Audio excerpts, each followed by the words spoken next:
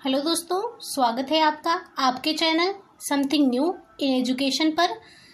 NCERT series में आज हम पढ़ने वाले हैं क्लास 8 की एनसीईआरटी चैप्टर 2 साइंस, जिसका नाम है सूक्ष्मजीव, मित्र एवं शत्रु, माइक्रो ऑर्गेनिज्म, फ्रेंड्स एंड फो। इस चैप्टर के अंदर हम देखेंगे सूक्ष्मजीव होते क्या हैं, सूक्ष्मजीव रहते कहाँ हैं, सूक्ष्मजीव कौन से सूक्ष्मजीव हमारे लिए मित्रवत हैं यानी लाभदायक हैं, सूक्ष्मजीवों के वाणिज्यिक उपयोग के बारे में देखेंगे, उनके औषधीय उपयोग के बारे में देखेंगे, वैक्सीन के बारे में हम जानेंगे, सूक्ष्मजीवों का मिट्टी की उर्वरता में योगदान देखेंगे, पर्यावरण के शुद्धिकरण में उनका योगदान देखेंगे, हानिकारक सूक्ष्मजीवों के बारे में जानेंगे, मनुष्यों में रोगकारक सूक्ष्मजीवों के बारे में देखेंगे, जंतुओं में तथा पौधों में रोगकारक जीवाणुओं के बारे में देखेंगे, खाद्य विषाक्तन अर्थात फूड पॉइजनिंग के बारे में देखेंगे, खाद्य परिरक्षण के बारे में जानेंगे, नाइट्रोजन स्थिरीकरण यानी नाइट्रोजन फिक्सेशन के बारे में देखेंगे और चैप्टर के एंड में हम देखेंगे कि हमने चैप्टर में क्या सीखा। चलिए स्टार्ट करते हैं। आपने अपने आसपास के स्थानों पर पौधों एवं जंतुओं सहित अनेक सजीव देखे हैं, परंतु कुछ जीव ऐसे भी हैं जिन्हें हम बिना यंत्र की सहायता से केवल आंखों से नहीं देख सकते। इन्हें सूक्ष्मजीव कहते हैं। उदाहरण के लिए आपने देखा होगा कि वर्षा ऋतु में नम ब्रेड या रोटी सड़ने लगती है तथा इसकी वजह सतह सफेद काले धब्बों से ढक जाती है। इन धब्बों को आवर्धक लेंस की सहायता से देखिए, आपको काले रंग की गोल सूक्ष्म संरचनाएं दिखाई देंगी। क्या आप जानते हैं कि यह संरचनाएं क्या हैं, कहाँ से आती हैं? सूक्ष्मजीवों के बारे में पढ़ते हैं। यहाँ एक्टिविटी 2.1 दी गई है, इसको देख लेते हैं। बगीचे अथवा मैदान से एक बीकर में थोड़ी सी गीली मिट्टी लीजिए तथा इसमें जल डालिए। मिट्टी के कण बैठ जाने के पश्चात जल की एक बूंद स्लाइड पर लेकर सूक्ष्मदर्शी की सहायता से इसका प्रेक्षण कीजिए। आप क्या देखते हैं? एक्टिविटी 2.2 दी गई है। एक तालाब या पोखर से जल की कुछ बूंदें लीजिए, कांच की छड़ पर फैलाकर सूक्ष्मदर्शी की सहायता से इनका प्रेक्षण कीजिए। क्या आपको सूक्ष्मजीव गति करते दिखाई दे रहे हैं? इन प्रेक्षणों से पता चलता है कि मिट्टी एवं पानी में अनेक छोटे छोटे सूक्ष्म जीव उपस्थित रहते हैं। सूक्ष्म जीव इतने छोटे होते हैं कि उन्हें बिना यंत्र की सहायता से नहीं देखा जा सकता। इनमें से कुछ जैसे कि ब्रेड पर उगने वाले कवक को आवर्धक लेंस की सहायता से देखा जा सकता है, जबकि अन्य बिना सूक्ष्मदर्शी की सहायता से नहीं दिखाई देते हैं। यही कारण है कि इन्हें सूक्ष्मजीव कहते हैं। सूक्ष्मजीवों को 4 मुख्य वर्गों में बांटा गया है। यह वर्ग हैं जीवाणु, कवक, प्रोटोजोआ एवं कुछ शैवाल। जीवाणु, शैवाल, प्रोटोजोआ एवं कवक के कुछ सामान्य सूक्ष्मजीव फिगर 2.1 से 2.4 में दर्शाए गए हैं। यहाँ आपको नीचे फिगर में सूक्ष्मजीव दिए गए हैं, जीवाणु, कवक, प्रोटोजोआ। जैसे कि ये स्पाइरल जीवाणु है, ये छड़नुमा जीवाणु है, आगे है ये क्लेमाइडोमोनास है, ये स्पाइरोगायरा है, ये शैवाल है। प्रोटोजोआ में आपको अमीबा और पैरामीशियम दिखाया गया। यहाँ फिगर 2.5 में आपको वायरस दिखाया गया है। अब वायरस के बारे में देख लेते हैं। कुछ सामान्य रोग जैसे कि जुकाम, इन्फ्लुएंजा, फ्लू एवं अधिकतर खांसी विषाणु द्वारा होते हैं। जो हमें नॉर्मल जुकाम और खांसी होते हैं वो किसकी वजह से होते हैं? विषाणु, वायरस की वजह से होते हैं। कुछ विशेष रोग जैसे कि पोलियो एवं खसरा भी विषाणु, वायरस के द्वारा होते हैं। अतिसार एवं मलेरिया प्रोटोजोआ द्वारा होते हैं। टाइफाइड एवं क्षय रोग, टीबी जिसे कहते हैं हम, जीवाणु द्वारा होते हैं। इनमें से कुछ सूक्ष्मजीवों के विषय में आप कक्षा 6 और 7 में पढ़ चुके हैं। ये आपका फिगर था सूक्ष्मजीवों का, माइक्रो ऑर्गेनिज्म का। ये आपका वायरस का फिगर है। आगे कहते हैं सूक्ष्मजीव रहते कहाँ हैं, जरा देखते हैं। सूक्ष्मजीव एक कोशिक हो सकते हैं जैसे कि जीवाणु, कुछ शैवाल एवं प्रोटोजोआ, अथवा बहुकोशिक जैसे कि कई शैवाल एवं कवक। कवक भी मतलब जैसे एक कोशिक भी होते हैं, बहुकोशिक भी होते हैं। जैसे कि ईस्ट एक कवक है लेकिन वो एक कोशिक होता है। ऐसे सूक्ष्मजीव एक कोशिक भी हो सकते हैं, बहुकोशिक भी हो सकते हैं। यह बर्फीली शीत से उष्ण गर्म स्रोतों तक हर प्रकार की परिस्थिति में जीवित रहे हैं। यह मरुस्थल एवं दलदल में भी पाए जाते हैं। यह मनुष्य सहित सभी जंतुओं के शरीर के अंदर भी पाए जाते हैं। कुछ सूक्ष्मजीव दूसरे सजीवों पर आश्रित होते हैं, जबकि कुछ अन्य स्वतंत्र रूप से पाए जाते हैं। अमीबा जैसे सूक्ष्मजीव अकेले रह सकता है। अमीबा क्या है? यहाँ पे अकेले रह सकता है, जबकि कवक एवं जीवाणु समूह में रहते हैं। आगे देखते हैं सूक्ष्मजीव और हम। हम में और सूक्ष्म जीवों में क्या संबंध है ये देखते हैं, वो हमारे लिए क्या इम्पोर्टेंस रखते हैं ये देखते हैं। सूक्ष्म जीवों को हमारे जीवन में महत्वपूर्ण भूमिका है।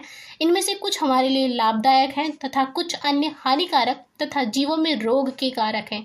आइए हम विस्तार से इनका अध्ययन करते हैं। आइए देखते हैं। मित्रवत सूक्ष्म जीव मतलब वो सूक्ष्म जीव जो हमारे लिए फ्रेंड्स की तरह होते हैं, उनके बारे में देखते हैं। सूक्ष्म जीव विभिन्न कार्यों में उपयोग किए जाते हैं। इनका उपयोग दही, ब्रेड एवं केक बनाने में भी किया जाता है। प्राचीन काल से ही सूक्ष्म जीवों का उपयोग अल्कोहल बनाने में किया जाता रहा है। ये इंपॉर्टेंट पॉइंट है कि सूक्ष्म जीवों का उपयोग किस में किया जाता है, अल्कोहल बनाने में। पर्यावरण को स्वच्छ रखने के लिए भी इनका उपयोग किया जाता है। उदाहरण के लिए कार्बनिक अवशिष्ट, सब्जियों के छिलके, जंतु अवशेष, विष्ठा इत्यादि का अपघटन जीवाणुओं द्वारा किया जाता है। ये क्वेश्चन भी बना था बीपीएससी टीआरई 3 में या 2 में या फिर एग्जाम में टीआरई 3 के, कि जीवाणुओं का उपयोग कैसे होता है, किस रूप में होता है या किस रूप में होते हैं, अपघटक के रूप में होता है। किस में होता है? अपघटक के रूप में। तथा हानि रहित पदार्थ बनाते हैं। स्मरण कीजिए, जीवाणुओं का उपयोग औषधि उत्पादन एवं कृषि में मृदा की उर्वरता में वृद्धि करने में भी किया जाता है, जिससे नाइट्रोजन स्थिरीकरण होता है। आगे देखते हैं दही एवं ब्रेड का बनना। आप क्लास 7th में पढ़ चुके हैं कि जीवाणु दूध को दही में परिवर्तित करते हैं। हमने अपनी माँ को गर्म गुनगुने दूध में थोड़ा सा दही मिलाते देखा है, जिससे दही जम जाता है। हमें आश्चर्य हुआ, ऐसा क्यों?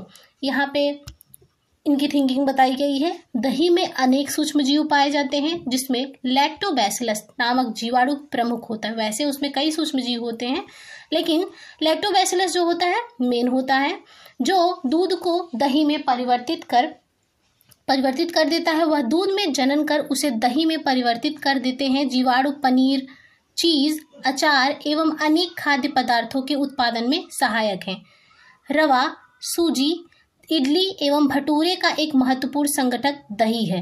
क्या आप अनुमान लगा सकते हैं कि ऐसा क्यों है? जीवाणु एवं ईस्ट चावल के आटे के किण्वन में सहायक होते हैं, जिससे इडली एवं डोसा बनता है।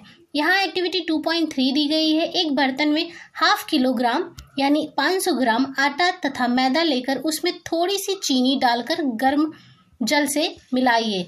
इसमें थोड़ी मात्रा 1 चुटकी ईस्ट पाउडर मिलाकर गूंथ लीजिए। आप 2 घंटे बाद क्या देखते हैं?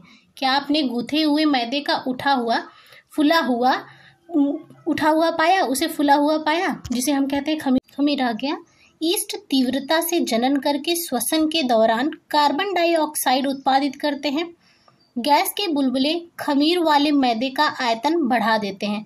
हम देखते हैं कि जब भी किसी चीज़ में खमीर उठने के लिए हम रखते हैं या ईस्ट मिलाते हैं, क्यों?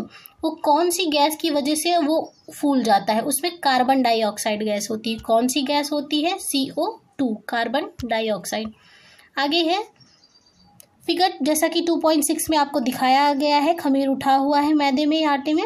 यह बेकिंग उद्योग में ईस्ट के उपयोग का आधार है, जिसमें ब्रेड, पेस्ट्री एवं केक बनाए जाते हैं। सूक्ष्म जीवों का वाणिज्यिक उपयोग बड़े स्तर पर एल्कोहल, शराब एवं एसिटिक एसिड के उत्पादन में सूक्ष्म जीवों का उपयोग किया जाता है। जौ, गेहूं, चावल एवं फलों के रस में उपस्थित प्राकृतिक शर्करा में ईस्ट द्वारा एल्कोहल एवं शराब का उत्पादन किया जाता है। यहाँ एक्टिविटी 2.4 में दिया गया है। इन्होंने कहा ईस्ट का यूज करके ही क्या एल्कोहल और शराब का उत्पादन किया जाता है। एक्टिविटी 2.4 दी गई, इसको देख लेते हैं। 500 ml का बीकर लेकर उसमें 3/4 भाग तक जल भरिए, जिसमें 2 से 3 चम्मच चीनी घोलिए। इसमें आधा चम्मच ईस्ट पाउडर डालिए। इसे 4 से 5 घंटों के लिए उष्ण स्थान पर रख दीजिए। ढककर रखिए। अब विलयन को सूंघ कर देखिए। क्या आपको कोई डिफरेंस या कोई महक दिखाई देती है, कोई गंध आती है? ये कह रहे हैं यह गंध अल्कोहल की है, जो चीनी के अल्कोहल में परिवर्तित होने के कारण बना है। चीनी के अल्कोहल में परिवर्तन की यह प्रक्रिया किण्वन अथवा फर्मेंटेशन कहलाता है। लुई पाश्चर ने किण्वन की खोज 1857 में की थी। ये इंपॉर्टेंट पॉइंट हो जाएगा कि किण्वन की खोज किसने की थी, कब की थी? लुई पाश्चर ने 1857 में किण्वन की खोज की थी। सूक्ष्म जीवों के औषधिक उपयोग देख लेते हैं। जब कभी आप बीमार पड़ते हैं तो आप तो डॉक्टर आपको पेनिसिलिन का इंजेक्शन देते हैं अथवा कोई अन्य प्रतिजैविक यानी एंटीबायोटिक की गोली अथवा कैप्सूल देते हैं। इन औषधियों का स्रोत सूक्ष्म जीव है, मतलब जो बीमारी हमें जीवाणुओं की वजह से हुआ है उनमें हम एंटीबायोटिक लेते हैं, प्रतिजैविक लेते हैं। लेकिन अगर वही बीमारी हमें वायरस से होगी तो हमें एंटीबायोटिक लेने का कोई फायदा नहीं होगा। ये बीमारी पैदा करने वाले सूक्ष्म जीवों को नष्ट कर देती हैं अथवा उनकी वृद्धि को रोक देती हैं। इस प्रकार की औषधि को प्रतिजैविक अथवा एंटीबायोटिक कहते हैं। आजकल जीवाणु और कवक से अनेक प्रतिजैविक औषधियों का उत्पादन हो रहा है। स्ट्रेप्टोमाइसिन, टेट्रासाइक्लिन और एरिथ्रोमाइसिन सामान्य रूप से उपयोग की जाने वाली प्रतिजैविक हैं। ये कुछ इम्पोर्टेंट एंटीबायोटिक का नाम है, इन्हें याद रखिए, जिन्हें कवक एवं जीवाणु से उत्पादित किया जाता है। किसी विशिष्ट प्रकार के सूक्ष्म जीवों का संवर्धन करके प्रतिजैविक का उत्पादन किया जाता है, जिन्हें अनेक रोगों की चिकित्सा में उपयोग में लाते हैं। यहाँ पे इनके बारे में दिया गया है, अलेक्जेंडर फ्लेमिंग के बारे में, जरा इनके बारे में देख लेते हैं। सन 1929 में अलेक्जेंडर फ्लेमिंग जीवाणु रोगों से बचाव हेतु एक संवर्धन पर प्रयोग कर रहे थे। अचानक उन्होंने संवर्धन तस्तरी पर हरे रंग की फफूंद के छोटे बीजाणु देखे। उन्होंने पाया कि यह फफूंद जीवाणु की वृद्धि को रोकते हैं। यह तथ्य पाया कि बहुत सारे जीवाणु फफूंद द्वारा मारे गए। इस प्रकार फफूंद से पेनिसिलिन बनाई गई। यानी अगर बोला जाए, आपसे क्वेश्चन किया जाए कि पहली बार एंटीबायोटिक या पेनिसिलिन का निर्माण किसने किया, उसकी खोज किसने की, तो किसने की? 1929 में अलेक्जेंडर फ्लेमिंग ने की। और ये कोइंसिडेंट था, ये खोज भी एक कोइंसिडेंट था। पशु आहार एवं कुक्कुट आहार में भी प्रतिजैविक मिलाए जाते हैं, जिसका उपयोग पशुओं में सूक्ष्म जीवों का संचरण रोकना है। प्रतिजैविक का उपयोग कुछ पौधों के रोग नियंत्रण के लिए भी किया जाता है।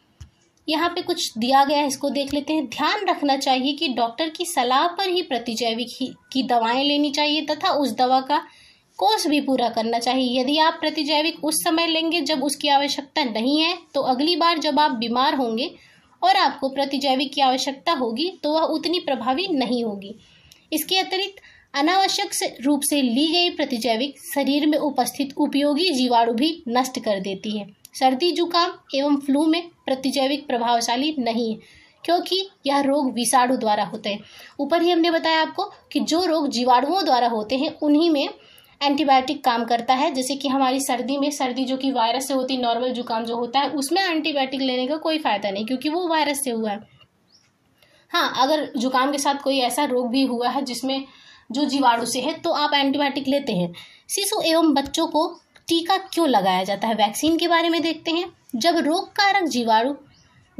कारक सूक्ष्म जीव हमारे शरीर में प्रवेश करते हैं तो उनसे लड़ने के लिए हमारा शरीर प्रतिरक्षी उत्पन्न करता है। शरीर को यह भी स्मरण रहता है कि वही सूक्ष्म जीव अगर हमारे शरीर में पुनः प्रवेश करता है तो उससे किस प्रकार लड़ा जाए। अतः यदि मृत अथवा निष्क्रिय सूक्ष्म जीव को स्वस्थ व्यक्ति के शरीर में प्रविष्ट कराया जाए तो शरीर की कोशिकाएं उसी के अनुसार लड़ने की प्रतिरक्षी उत्पन्न करके रोग कारक को नष्ट कर देती हैं। यानी हमारी बॉडी में खुद ही प्रतिरक्षी तंत्र होता है जो हमें सुरक्षित रखता है और उसमें स्मरण शक्ति भी होती है जो याद रखती है कि अगर वो सूक्ष्म जीव दोबारा आए तो उससे किस प्रकार लड़ना है। तो शरीर की कोशिकाएं उसी के अनुसार लड़ने की प्रतिरक्षी उत्पन्न करके रोग कारक को नष्ट कर देती हैं। यही प्रतिरक्षी हमारे शरीर में सदा के लिए बनी रहती हैं तथा रोग कारक सूक्ष्म जीव से हमारी सदा के लिए सुरक्षा होती है। इसी प्रकार टीका वैक्सीन कार्य करता है। हैजा, क्षय, चेचक तथा हेपेटाइटिस जैसे अनेक बीमारियों को वैक्सीन द्वारा रोका जा सकता है। यहाँ एडवर्ड जेनर के बारे में दिया गया है। एडवर्ड जेनर ने चेचक के लिए 1798 में चेचक के टीके की खोज की। अगर आप यहाँ पे आपसे क्वेश्चन किया जाए चेचक के टीके की खोज कब और किसने की थी, तो 1798 में एडवर्ड जेनर ने चेचक के टीके की खोज की थी। ये इंपॉर्टेंट पॉइंट है। आपके बचपन में आपको भी अनेक रोगों से रक्षा करने के लिए टीके यानी वैक्सीन दिए गए होंगे। क्या आप इन रोगों की सूची तैयार कर सकते हैं? जैसे हम लोग का पोलियो का टीका बचपन में लगता था। इसके लिए आप अपने माता पिता की मदद ले सकते हैं। सभी बच्चों को इन रोगों से सुरक्षा की आवश्यकता है। आवश्यक टीके निकट के अस्पताल में उपलब्ध होते हैं। बच्चों को पोलियो से बचाने के लिए आपने टेलीविज़न एवं समाचार पत्रों में पोलियो के टीकाकरण के विज्ञापन पल्स पोलियो देखे होंगे। पोलियो ड्रॉप बच्चों को दिया जाने वाला वास्तव में एक टीका वैक्सीन ही है। चेचक के विरुद्ध विश्वव्यापी अभियान चलाया गया, जिसके परिणाम स्वरूप विश्व के अधिकांश भागों से चेचक का उन्मूलन हुआ, यानी चेचक खत्म हो गया काफ़ी इलाकों से, काफ़ी जगहों से, विश्व के जगहों से। आजकल सूक्ष्म जीवों से टीके का उत्पादन बड़े स्तर पर किया जाता है, जिसमें मनुष्य एवं अनेक जंतुओं को अनेक रोगों से बचाया जाता है। मिट्टी की उर्वरता में वृद्धि। किस प्रकार सूक्ष्म जीव मिट्टी की उर्वरता में वृद्धि लाते हैं, उनमें कैसे वो योगदान देते हैं, देखते हैं। कुछ जीवाणु एवं नीले हरे शैवाल वायुमंडलीय नाइट्रोजन का स्थिरीकरण करते हैं।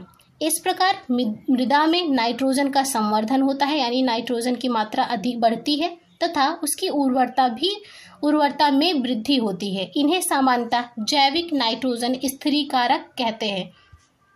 यहाँ पे आपको नाइट्रोजन स्थिरीकारक साइनोबैक्टीरिया एक नीले हरे शैवाल का फिगर दिया गया है, आप देख सकते हैं यहाँ पे।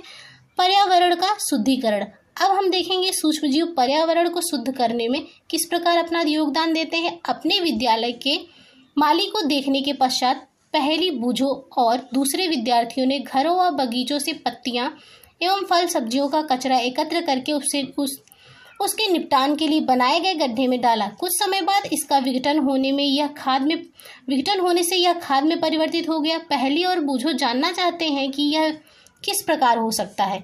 यहाँ एक्टिविटी 2.5 दी गई है, इसको देखते हैं। 2 गमले लेकर प्रत्येक को मिट्टी से आधा भर दीजिए।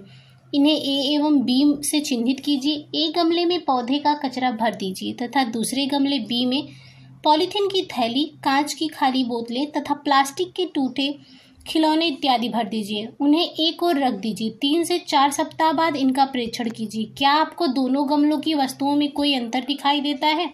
यदि हाँ, तो क्या अंतर परिलक्षित होता है? हम देखेंगे कि जिसमें हमने पौधों का कचरा भरा था वो अपघटित होते हैं, लेकिन पॉलीथीन और प्लास्टिक के टूटे खिलौने और कांच की बोतलों में कोई परिवर्तन नहीं होता, वो वैसी की वैसी ही रहती हैं। आप देखेंगे कि गमला ए के पादप अवशिष्ट का अपघटन हो गया है। यह कैसे हुआ?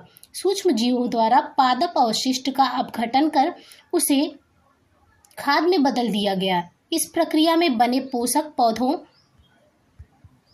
पौधों द्वारा पुनः उपयोग किए जाते हैं। क्या आपने ध्यान दिया कि गमला बी के पॉलीथीन की थैली, कांच की खाली बोतलों एवं खिलौनों के टूटे हुए टुकड़ों में इस प्रकार का परिवर्तन नहीं हुआ? सूक्ष्मजीव उन पर क्रिया करके खाद में परिवर्तित नहीं कर सकते। आप अक्सर बड़ी मात्रा में मृत जीवों को सड़ते हुए पादप व कभी कभी सड़ते हुए जंतुओं के ऊपर देखते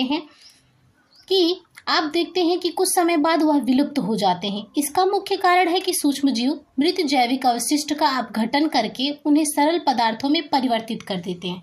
यह पदार्थ अन्य पौधों एवं जंतुओं द्वारा पुनः उपयोग कर लिए जाते हैं।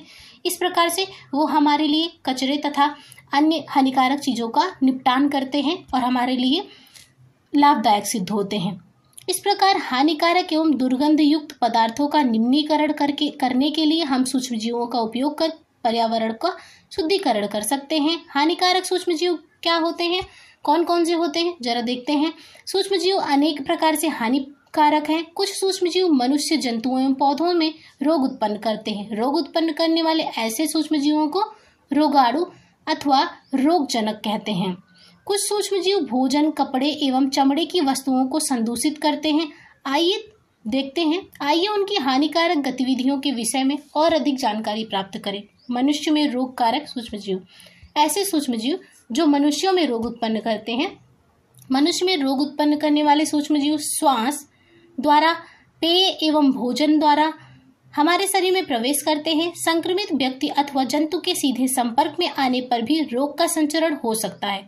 सूक्ष्म जीवों द्वारा होने वाले ऐसे रोग जो एक संक्रमित व्यक्ति से स्वस्थ व्यक्ति में वायु, जल, भोजन अथवा कायिक संपर्क द्वारा फैलते हैं, संचरणीय रोग कहलाते हैं। इस प्रकार के रोगों के कुछ उदाहरण हैं हैजा, सामान्य सर्दी जुकाम, चिकन पॉक्स एवं क्षय रोग। जो कि हम जब जुकाम से पीड़ित कोई व्यक्ति छींकता है तो सूक्ष्म बूंदों के साथ हजारों रोगकारक वायरस भी वायु में आ जाते हैं। यह वायरस श्वास के साथ ली जाने वाली वायु के साथ शरीर में प्रवेश करते हैं। यहाँ पे कुछ प्रिकॉशन दिया गया है, देखते हैं बूझो और ये देखती हैं। तब आप संचरणीय रोगों का फैलना किस प्रकार रोकते हैं? हमें छींकते समय अपने मुंह एवं नाक पर रुमाल रखना चाहिए। अच्छा तो यही है कि संक्रमित व्यक्ति से पर्याप्त दूरी बनाए रखी जानी चाहिए। यहाँ पे हम देखते हैं जो वायु के साथ हमारे अंदर जो सूक्ष्मजीव प्रवेश करते हैं, कुछ कीट एवं जंतु ऐसे भी हैं जो रोग कारक सूक्ष्मजीवों के रोग वाहक का कार्य करते हैं, जिन्हें वेक्टर कहते हैं। घरेलू मक्खी इसका एक उदाहरण है। घरेलू मक्खी कई रोगों की वाहक है। मक्खी कूड़े एवं जंतु अपशिष्ट पर बैठती है, रोगाणु उसके शरीर में से चिपक जाते हैं। जब मक्खी बिना ढके भोजन उसके शरीर से चिपक जाता है। जब मक्खी बिना ढके भोजन पर बैठती है तो रोगाणु का स्थानांतरण संभव है। जो भी व्यक्ति ऐसा संदूषित भोजन करेगा उसके बीमार पड़ने की संभावना है। अतः यह सलाह दी जाती है कि भोजन को सदा ही ढक कर रखा जाए। बिना ढके भोजन को करने से बचना चाहिए, भोजन को खाने से बचना चाहिए। मादा एनाफ्लीज मच्छर, जैसा कि फिगर 2.8 में आपको दिखाया गया है, मच्छर इसका एक अन्य उदाहरण है। मच्छर प्लाज्मोडियम जो कि मलेरिया परजीवी का वाहक है। मादा एडीज मच्छर डेंगू के वायरस हैं। यहाँ पे आप देख सकते हैं मलेरिया किससे फैलता है? प्लाज्मोडियम से फैलता है। किससे? प्लाज्मोडियम से, प्रोटोजोआ से। और डेंगू किससे फैलता है? वायरस से फैलता है। और दोनों में ही मादा मच्छर है। मलेरिया के लिए मादा एनाफ्लीज मच्छर है और डेंगू के लिए मादा एडीज मच्छर है। डेंगू के वायरस का वाहक है। हम मलेरिया अथवा डेंगू का नियंत्रण किस प्रकार कर सकते हैं? अध्यापक हमसे ऐसा क्यों कहते हैं कि अपने आसपास पानी एकत्रित ना होने दें? आप बताइए। जब पानी जमा होता है तो उसको हटाने के लिए कहा जाता है, उसको साफ करने के लिए कहा जाता है ताकि उसमें मच्छर ना पनपे। सभी मच्छर जल में उत्पन्न होते हैं। हमें पानी को कहीं भी रुका नहीं रहने नहीं देना चाहिए। कूलर, टायरों एवं फूलदानों इत्यादि में कहीं भी जल को एकत्र न होने दे। अतः अपने आसपास के स्थानों को स्वच्छ एवं शुष्क रखकर हम मच्छरों को पैदा होने से रोक सकते हैं। ऐसे उपायों की सूची बनाने का प्रयास करिए जिसे अपनाकर मलेरिया को फैलने से रोका जा सकता है। यहाँ पे एक टेबल दिया गया है जिसमें आपको मनुष्यों में सूक्ष्मजीवों द्वारा होने वाले रोगों के बारे में बताया गया है, रोग कारक सूक्ष्मजीवों का नाम दिया गया है, संचरण का तरीका बताया गया है और उनसे बचाव बताए गए हैं। जैसे कि क्षय रोग किससे होता है? जीवाणु द्वारा होता है। और फैलता किससे है? वायु से फैलता है। और खसरा किससे होता है? वायरस से होता है। और फैलता किससे है? वायु से। और चिकन पॉक्स वायरस से होता है। फैलता किससे? वायु या सीधे संपर्क से। पोलियो किससे होता है? वायरस से। फैलता किससे? वायु या जल से। और इनमें प्रिकॉशन क्या होता है? रोगी व्यक्ति को पूरी तरह से अन्य व्यक्तियों से अलग रखना, रोगी की व्यक्तिगत वस्तुओं को अलग रखना, उचित समय पर टीकाकरण। ये आपको कुछ नाम दिए गए हैं रोगों के और उनके संचरण का तरीका बताया गया है, उनके संचरण के कारक बताए गए हैं, उनसे बचाव का तरीका बताया गया है। आगे देखते हैं मच्छर में होने वाले कुछ सामान्य रोग, उनके फैलने तथा रोकने के कुछ उपाय तालिका 2 ऊपर में दिखाए गए हैं, जो कि ऊपर हमने पढ़ा। जंतुओं में रोग कारक जीवाणु। अब जंतुओं में कौन से जीवाणु जो रोग कारक होते हैं? जंतुओं में अनेक सूक्ष्मजीव केवल मनुष्य एवं पौधों में ही रोग के कारक नहीं है, वरन वे दूसरे जंतुओं में भी रोग उत्पन्न करते हैं। उदाहरण के लिए एंथ्रेक्स मनुष्य एवं मवेशियों में होने वाला भयानक रोग है जो जीवाणु द्वारा होता है। एंथ्रेक्स रोग मनुष्यों और जानवरों में होता है और वो किससे फैलता है? जीवाणुओं से फैलता है, बैक्टीरिया से फैलता है। गाय में खुर एवं मुंह का रोग वायरस द्वारा होता है। आप यहाँ पे देख सकते हैं रॉबर्ट कोच के बारे में दिया गया है। रॉबर्ट कोच ने सन 1876 में बैसिलस एंथ्रेसिस नामक जीवाणु की खोज की जो एंथ्रेक्स रोग का कारक है। एंथ्रेक्स रोग के कारक एंथ्रेसिस जीवाणु की खोज किसने की थी? रॉबर्ट कोच ने की थी। कब की थी? 1876 में। ये इंपॉर्टेंट पॉइंट है आपके लिए। आगे है पौधों में रोग उत्पन्न करने वाले सूक्ष्मजीव। अनेक सूक्ष्मजीव गेहूं, चावल, आलू, गन्ना, संतरा, सेब इत्यादि पौधों में रोग के कारक है। रोग के कारण फसल की उपज में कमी आ जाती है। जैसा कि फिगर ऊपर टेबल 2.2 में कुछ पादप रोग दर्शाए गए हैं। कुछ नीचे दिया गया है। कुछ रसायनों का प्रयोग करके इन सूक्ष्म जीवों पर नियंत्रण पाया जा सकता है। आप देख सकते हैं टेबल, जैसे कि नींबू में कौन सा रोग होता है, कैंकर रोग। नींबू का कैंकर रोग किसके कारण होता है, जीवाणु के कारण। फैलता किससे है, वायु से। गेहूं का रस्ट रोग कवक के कारण होता है, फैलता है वायु एवं बीजों द्वारा। भिंडी का पीत रोग होता किससे है, वायरस से, और फैलता किससे है, कीटों द्वारा। आगे देखते हैं खाद्य विषाक्तन, फूड पॉइजनिंग क्या होता है। बूझो के एक मित्र ने उसे एक पार्टी में आमंत्रित किया। वहां उसने अनेक प्रकार के व्यंजन खाए। घर आने पर उसे वमन यानी उल्टी होने लगी। उसे अस्पताल ले जाया गया। डॉक्टर ने बताया कि खाद्य विषाक्तन के कारण होने वाली स्थिति है, मतलब उसे फूड पॉइजनिंग हो गई थी। पहली को आश्चर्य होता है कि भोजन विष कैसे बन सकता है। सूक्ष्म जीवों द्वारा संदूषित भोजन, मतलब जो भोजन सूक्ष्म जीवों द्वारा दूषित हो गया है, उसी के कारण आपको फूड पॉइजनिंग होती है। और इस भोजन का सेवन करने से खाद्य विषाक्तन हो सकता है। हमारे भोजन में उत्पन्न होने वाले सूक्ष्मजीव कभी कभी विषैले पदार्थ उत्पन्न करते हैं या भोजन को विषाक्तन बना देते हैं, जिसके सेवन से व्यक्ति भयंकर रूप से रोगी हो सकता है अथवा कभी कभी उसकी मृत्यु भी हो सकती है। अतः यह आवश्यक है कि भोजन को संदूषित होने से बचाए। खाद्य परिरक्षण, खाद्य की रक्षा या सुरक्षा कैसे करें। अध्याय 1 में हमने खाद्य बीजों के परिरक्षण एवं भंडारण के उपायों के विषय में पढ़ा था। हम पके हुए भोजन का घर पर परीक्षण किस प्रकार कर सकते हैं। आप जानते हैं कि खुले एवं नम स्थान पर रखी ब्रेड पर कवक आक्रमण कर देते हैं। सूक्ष्मजीव हमारे भोजन को संदूषित कर देते हैं। संदूषित भोजन से दुर्गंध आने लगती है, इसका स्वाद भी खराब हो जाता है तथा रंग रूप में भी परिवर्तन आ सकता है। क्या भोजन का संदूषण एक रासायनिक अभिक्रिया है? बिल्कुल। पहले ने कुछ आम खरीदे, परंतु कई दिनों तक यह उन्हें नहीं खा पाई। बाद में उसने देखा कि वे सड़ गए, परंतु यह जानती है कि उसकी दादी द्वारा बनाया गया आम का अचार काफी समय तक संदूषित नहीं होता। वह भ्रमित है। आइए हम खाद्य परिरक्षण के कुछ सामान्य तरीकों का अध्ययन करें। क्यों किसी भोजन को या किसी खाद्य पदार्थ को हम किस प्रकार लंबे समय तक सुरक्षित रख सकते हैं। सामान्य तरीकों का अध्ययन करें जिनका उपयोग हम अपने घरों में करते हैं। हमें इन्हें सूक्ष्मजीवों से बचाव के उपाय करना चाहिए। रासायनिक उपाय, नमक एवं खाद्य तेल का उपयोग सूक्ष्मजीवों की वृद्धि रोकने के लिए सामान्य रूप से किया जाता है। नमक हम जनरली देखते भी हैं, अतः इन्हें परिरक्षक कहते हैं। नमक और तेल को क्या कहते हैं? परिरक्षक। हम नमक तथा खाद्य अम्ल का प्रयोग अचार बनाने में करते हैं, जिससे सूक्ष्मजीव की वृद्धि नहीं होती है। सोडियम बेंजोएट तथा सोडियम मेटा बाइसल्फाइड सामान्य परिरक्षक, ये कुछ परिरक्षकों के नाम हैं जो कि है सोडियम बेंजोएट तथा सोडियम मेटा बाइसल्फाइड। जैम एवं स्क्वैश बनाने में इन रसायनों का उपयोग उन्हें संदूषित होने से बचाता है। अब नमक द्वारा परिरक्षण देखते हैं। सामान्य नमक का उपयोग मांस एवं मछली के परिरक्षण के लिए काफी लंबे अरसे से किया जा रहा है। जीवाणु की वृद्धि रोकने के लिए मांस तथा मछली को सूखे नमक से ढक देते हैं। नमक का उपयोग आम, आंवला एवं इमली के परिरक्षण में भी किया जाता है। चीनी द्वारा परिरक्षण देखते हैं। जैम, जेली एवं स्क्वैश का परिरक्षण चीनी द्वारा किया जाता है। चीनी के प्रयोग से खाद्य पदार्थ की नमी में कमी आती है, जो संदूषण करने वाले जीवाणुओं की वृद्धि को नियंत्रित करता है। तेल एवं सिरके द्वारा परिरक्षण, तेल एवं सिरके का उपयोग अचार को संदूषण से बचाने में किया जाता है, क्योंकि इसमें जीवाणु जीवित नहीं रह सकते। सब्जियां, फल, मछली तथा मांस का परिरक्षण इसी विधि द्वारा करते हैं। गर्म एवं ठंडा करना, आपने अपनी माँ को दूध उबाल कर रखते हुए देखा होगा। उबालने से अनेक सूक्ष्मजीव नष्ट हो जाते हैं।